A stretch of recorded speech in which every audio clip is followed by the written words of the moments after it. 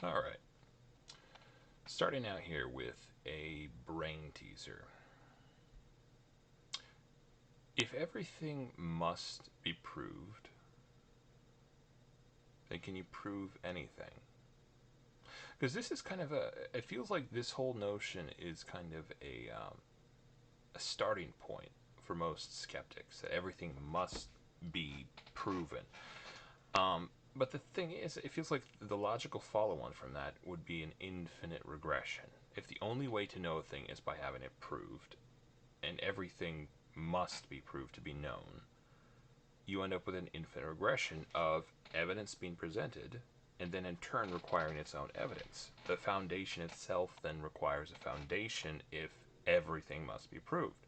Not just the situation in question, but the evidence that proves that situation, and the evidence that proves that evidence, and the evidence that proves that evidence. Infinity, right? So it feels like, in general, it's a statement that can't really be true. Um, it feels like, in general, there are two ways to know a thing.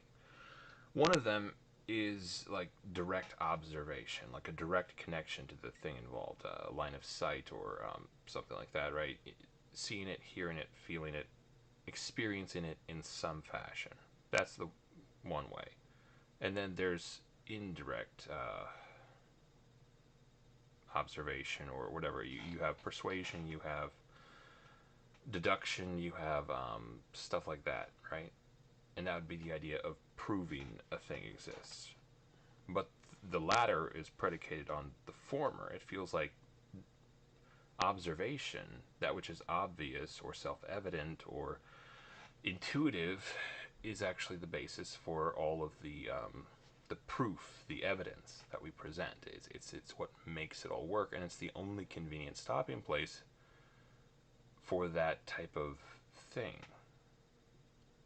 To be fair, of the two, I think actually indirect methodology is a lot more tantalizing in that um, direct observation is it's limited by your line of sight, right? You can only see so far, you can only hear so much, you can only your sensation only goes so far, right?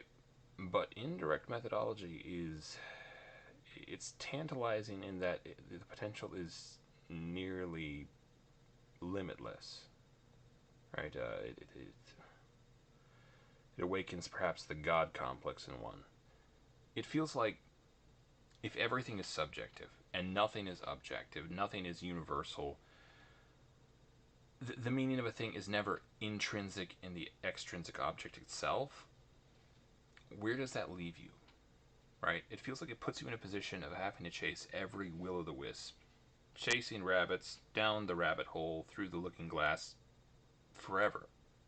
Right?